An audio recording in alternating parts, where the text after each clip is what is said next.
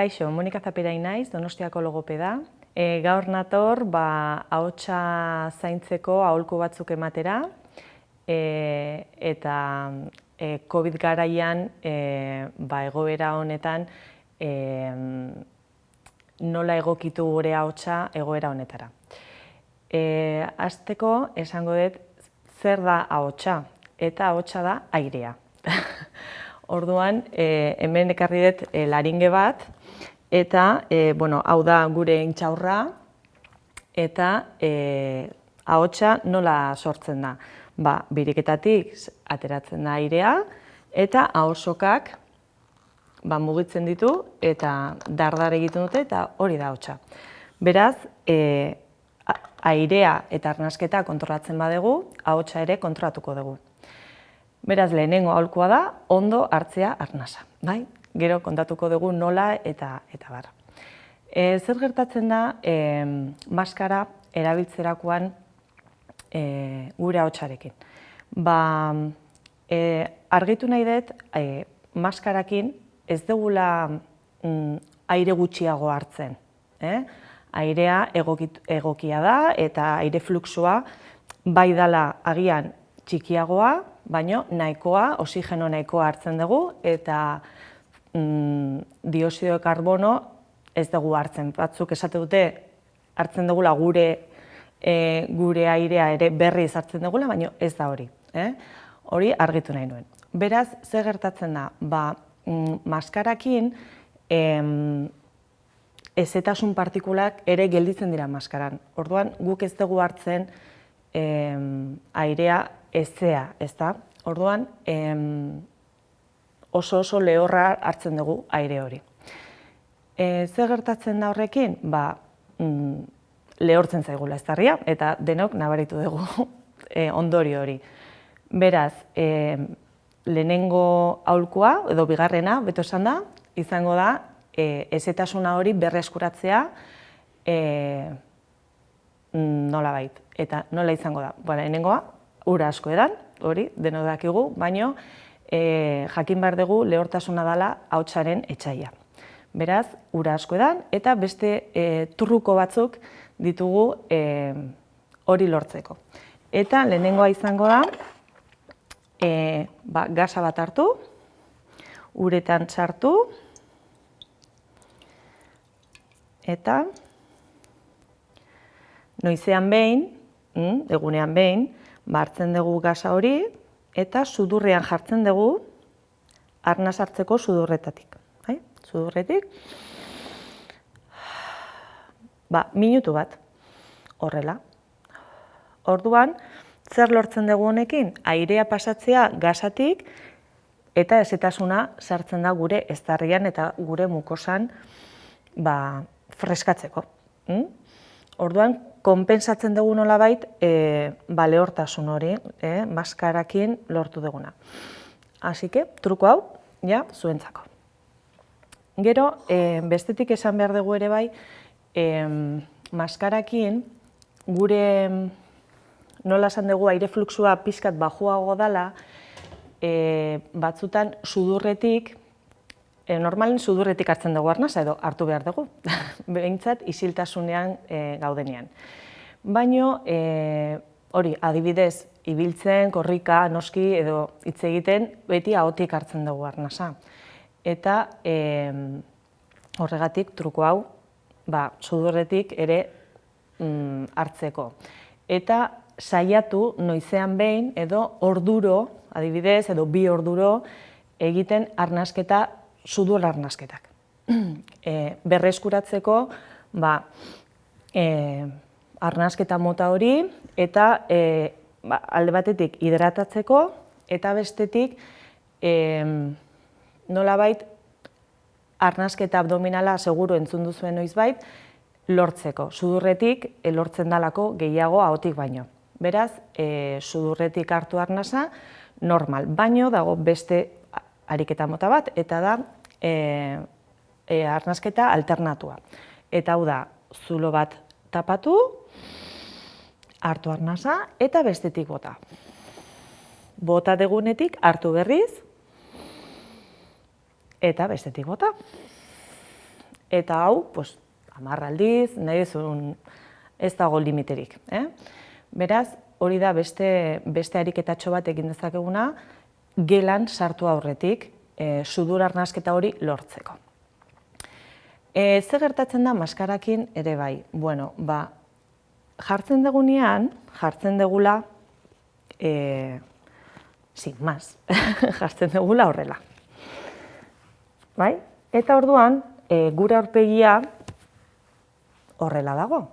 Eta hitz egiten dugun bitartean, joten da mugitzen maskara, edo ez daukagu, nolabait, hau mugimenduak egiteko erreztasun hori, ezta? Beraz, nire aholkoa da, hasteko ez jartzea maskara zuzenen, baizik eta egitea horrela. Beraz, ja, hartzen dugu ja keinu bat, erosoago maskarakin, bai? Eta hor hitz egiten dugun bitartean, nolabait gure haua ere prest dago. Hori jartzerakoan, baino, kentzen dugunean ere saiatu aurpegi tontoiek egiten eta mugimendu hori lortzen. Porque batzutan hori maskarakin gelditzen gara horrela mugitu gabe. Eta oso interesgarria da artikulaziorako hori mugitzea gehiago gure ahoa eta gure aurpegia. Ahotsarako, ahotsa eta artikulazioa erabat lotuta daudelako eta ahoa gehiago ireki behar dugu. Beraz, hori da beste aholku bat, mugitzea ahoa etxean eta gelan sartu aurretik nolabait prestatzeko. Beste aholku bat sudur arnasketa lortzeko eta sudur hori garbitzeko adibidez, izango da, batzuk erabiliko duzu suero fisiologiko edo ura gatzakin, eta hau da, riroduz deitzen da, baina ez duzu erosi behar, baina bai, bokila hau oso interesgarria da, porque ixten du sudur zuloa. Orduan, jartzen dugu ura gatzakin hemen, eta botatzen dugu sudur zulotik, eta aterako da bestetik. Eta bestaldetik berdin.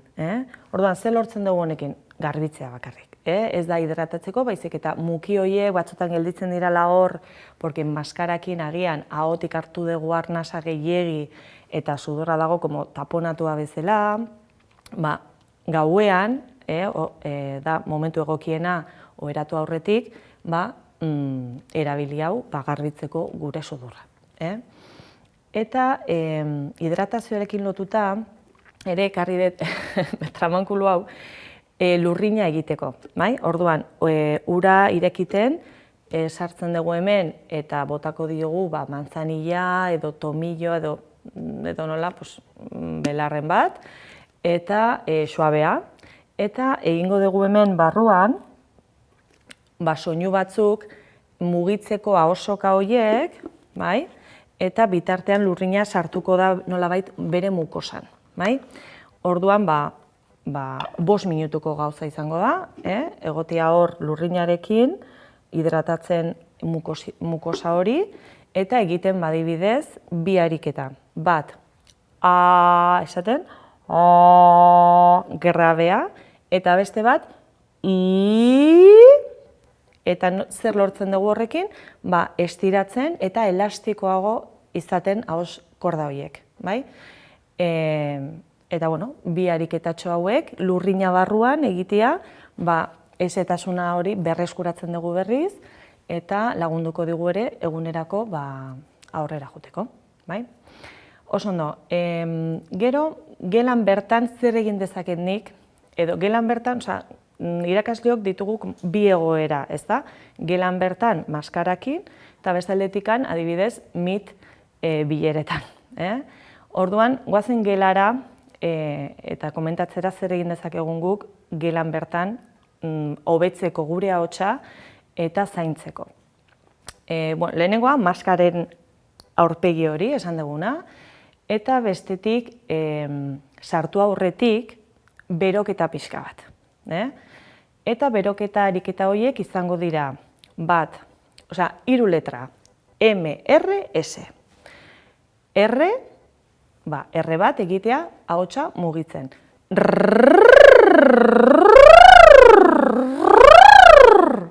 Mugitzen ahotsa, nahi duzun bezala, gora, bera, berdin dio. Bestetik, M, esaten ze goxua dagoen, aurpegi honekin ere bai, igotzen pixkatola aurpegia irrifarrez. Eta bestetik, S, euliarena. Mugitzen ahotsa nahi duzun modun. Horrek zer egingo digu? Bueno, laringea mugitzen, elastikoago eta igotzen pixka bat. Igotzen zer esan nahi du? Batzutan hitz egiten dugula bajun, baino ez bajun volumenagatik, baizik eta tonua. Orduan hitz egiten dugu, ez dakiz zer. Eta ahotsarako zer datorki ondo? Hitz egitea horrela, eta ez dakiz zer, eta bakiz zer, pixkat tonua, entonazio hobeto esan da, mugitzen eta bar. Orduan hori nola lortzen dugu? Laringea igotzen. Eta laringea nola igotzen den? Ariketa hauekin. Eta laringea juten da igotzen. Orduan ja kolokatzen dugu nola baita hotsokak leku batean egokia hitz egiteko eta ahotsa zaintzeko. Orduan, beroketa gelan sartu aurretik, maskara, keinuarekin, eta gero hitz egiterakoan, noski, igual, gela oso handia da, edo ikasle asko daude, eta beti hasten gea igotzen volumena. Nire aholkua lehenengoa mikrofona erabiltzea. Ezin bada, beti pentsamendu batekin. Gure eragin puntua begiratu oso urrun. Klasean atzeko paretan kontra pentsatu gure ahotsa horrea dijoala. Pentsamendu horrek laguntzen digu, bidaltzen ahotsa puntu batera. Eta bestetik ere nolabait esan duguna igotzen laringea ere sentitzen soinua hemen dagoela. Badakit dala hasi un poco esoterikoa, baina bai sentitzea resonantzia goian dagoela eta ez dagoela hemen beran. Eta ez dakiz zer da bakizer, baizik eta ez dakiz zer da bakizer, laguntzen digu ere esforzatzen. Zerbait esan behar duzu, igual azkeneko hilerako norbait irakasle bati, en plan, Claro, gu esatu, aizu! Forzatuko dugu. Baina badago truko bat, egiteko oihu hori forzatu gabe. Eta hau da, bizkarreko giharrak erabiltzen. Orduan, egiten dugu horrela, hasi oihua bezala, eta giharra jarriko da, bizkarreko giharra horiek nolabait estutu egingo dira, eta indar horrek emango digu indarra botatzeko ahots hori. Eta ez laringetik, Orduan, egintzazu horrela eta entzungo da urrunago. Eta ez bakarrik botatzea ahotsa, oihu hori botatzea gelan, baizik eta postura ere kontrolatu eta kontutan hartu. Laringeak sufritzen du asko olako postura batean. Estiratzen da gehiegi eta ahotsak sufritzen dute. Beraz, postura egokia zutik zein da? Imaginatu goitik tiratzen digutela eta dago aurpegia hola eta pixkat papada pixka bat, horrela. Orduan, hobe da hitz egitea pixkat kokotxa beraino, hola baino.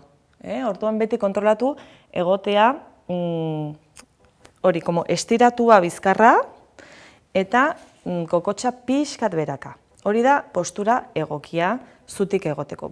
Eta eserita ere bai ipurdia pixkat aterata eta bizkarra jarriko da bere lekuan. Sorbaldak ez horrela, baiz eta erorita bere lekuan hor. Hori posturaltikan. Orduan, bueno, horiek dira aholkuak. Lehenengoa hidratazioa, oso importantea, arnasketa sudurretik lortzia, beroketa gela sartu aurretik, eta postura.